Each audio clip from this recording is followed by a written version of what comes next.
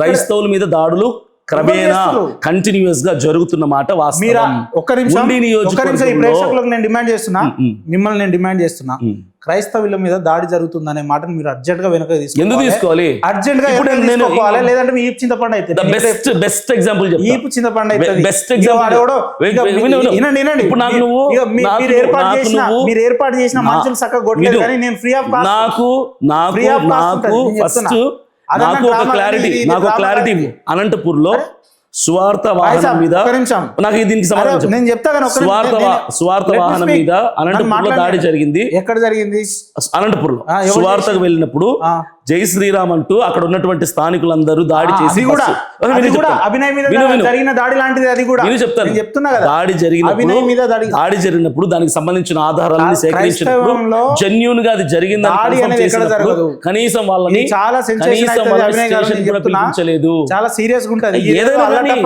ఏదైనా కానీ మీరు ఏది పడితే అది మీరు డ్రామా ఏది పడుతుంది కాదు. అనంతపూర్ లో 500 ప్లే చేసుకుంటా అనంతపూర్ లో 500 మందితో ర్యాలీ చేశాం.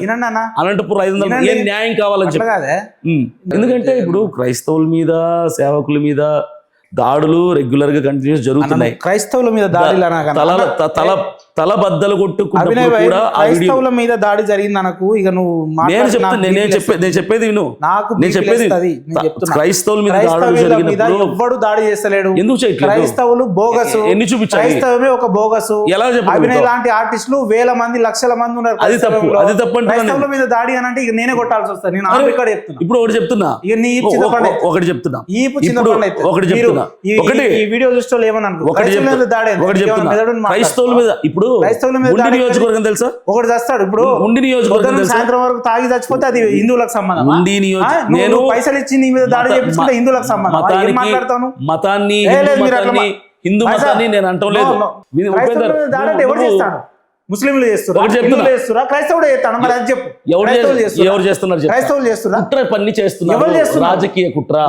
రాజకీయ కుట్ర. ఇక నీదో పెద్ద ఇంటర్నేషనల్ దానికి పుష్పరాజువి పార్టీ గురించి కాదు, క్రైస్తవుల మీద దాడులు క్రమేణా కంటిన్యూస్ గా జరుగుతున్న మాట వాస్తవం. ఒక్క నిమిషం ఈ ప్రేక్షకులకు నేను డిమాండ్ చేస్తున్నా, మిమ్మల్ని నేను డిమాండ్ చేస్తున్నా, క్రైస్తవుల మీద దాడి జరుగుతుందనే మాటను మీరు అర్జెంట్ గా వెనక తీసుకోవాలి. అర్జెంట్ గా తీసుకోవాలి, లేదంటే మీ ఈపు చింతపండు అయితే బెస్ట్ ఎగ్జాంపుల్. ఈపు చింతపండు అయితే బెస్ట్ ఎగ్జాంపుల్. మీరు ఏర్పాటు చేసిన మనుషులు చక్కగా కొట్టలేదు, కానీ నేను ఫ్రీ ఆఫ్ నాకు ఒక క్లారిటీ అనంతపూర్ లో స్వార్థ వాహనం మీద నాకు దీనికి సంబంధించి నేను చెప్తా, స్వార్థ వాహనం మీద అనంతపూర్ లో దాడి జరిగింది. ఎక్కడ జరిగింది? అనంతపూర్ లో స్వార్థకు వెళ్ళినప్పుడు జై శ్రీరామ్ అంటూ అక్కడ ఉన్నటువంటి స్థానికులందరూ దాడి చేసి అభినయ్ మీద జరిగిన దాడి లాంటిది. అది కూడా చెప్తున్నా కదా, దాడి జరిగినప్పుడు దానికి సంబంధించిన ఆధారాలను సేకరించినప్పుడు జెన్యూన్ గా అది జరిగిందని కనీసం వాళ్ళని పిలిపించలేదు. చాలా సీరియస్ గా ఉంటది. ఏదైనా కానీ మీరు ఏది పడితే అది మీరు డ్రామా ఏది పడుతుంది కాదు. అనంతపూర్ లో 500 ప్లే చేసుకుంటా అనంతపూర్ లో 500 మందితో ర్యాలీ చేశాం. అనంతపూర్ 500 ఏం న్యాయం కావాలని చెప్పి. నీకు ఆ స్పీచ్ లలో మాట్లాడి అలవాటే. వాగ్దాటి ఎక్కువ కాబట్టి మాట్లాడుతున్నా. ఇప్పుడు వాగ్దాటి ఉంటే ఏది పడితే అది మాట్లాడలేదు. కరెక్ట్ మాట్లాడుతున్నా, నిజాయితీగా లా ప్రకారం మాట్లాడుతున్నా. క్రైస్తవుల మీద దాడి ఇప్పుడు నా మీద దాడి జరిగినప్పుడు నువ్వు మొన్న కూడా అట్లనే మాట్లాడినావు. నా మీద దాడి జరిగినప్పుడు డమ్మి అని ఈ పోలీస్ డిపార్ట్మెంట్ ప్రభుత్వాలు అన్ని చెప్పి క్రైస్తవంలోనే విని చెప్తాను. అమ్మ నా బుద్ధులు తిట్టి ఒకటి చెప్తాను. ఇది డమ్మీ దాడి అయితే నేను ఒకటి చెప్తాను చూడు. నేను ఇది డమ్మీ దాడి అయితే ఈ సెక్షన్ పెట్టి నన్ను ఎందుకు అరెస్ట్ చేయలేదు? ఒక నిమిషం. క్రైస్తవులు అభినయ్ చేసిన పనికి ఇలా తల ఎత్తుకోకుండా సిగ్గుతో తలదించుకొని తిరుగుతారు. ఎవరు? వందల కొద్ది నాకు ఫోన్ కాల్స్ వస్తున్నాయి. పెద్ద వాళ్ళు నా స్నేహితులు ఫోన్ చేస్తున్నారు.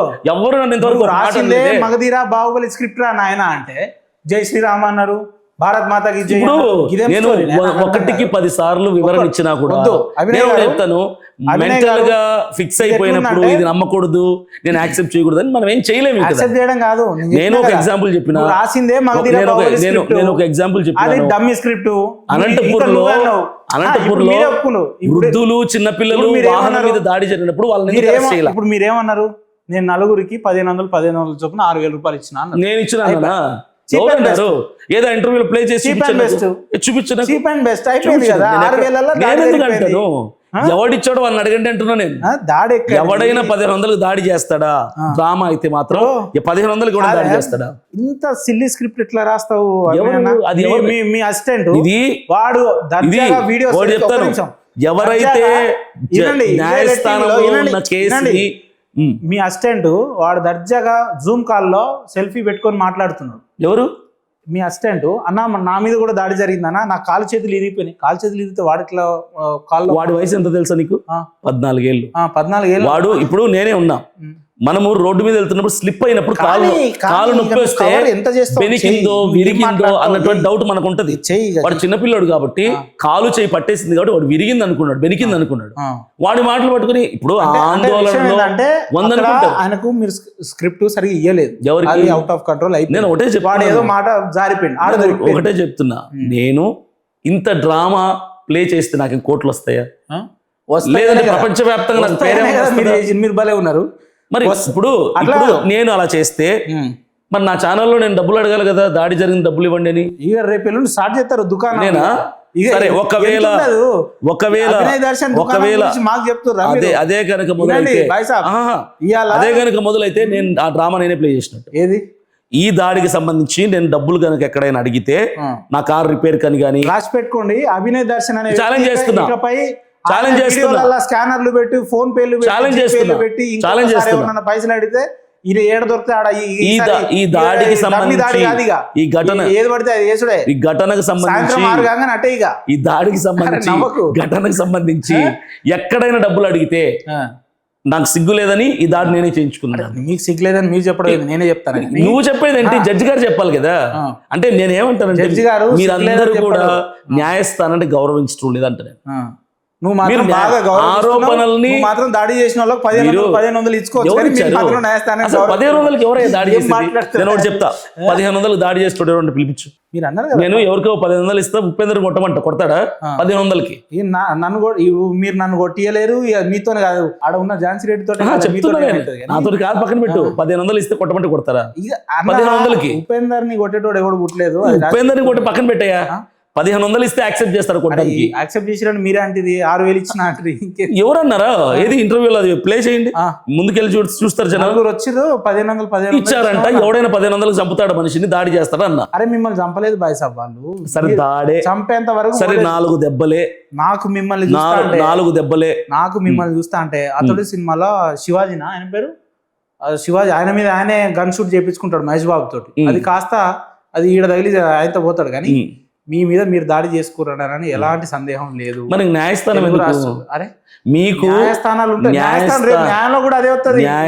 అభినయ దర్శన్ అనేటోడు వీడు పెద్ద బోగస్ వీడే చేసుకున్నాడు. అలా రావాలంటే చూడండి, అలా రావాలంటే దాడికి సంబంధించిన సెక్షన్ లేదు కదా. ఏముంది మరి అక్కడ సెక్షన్ లేదు కదా. మతాలని రెచ్చగొడుతున్నా సెక్షన్ పెట్టారు కదా. రెచ్చగొట్టుడు కాబట్టి ఏంది అది దాడులు ఏది ఒకరితో ప్రూవ్ చేయించు కాదు అది.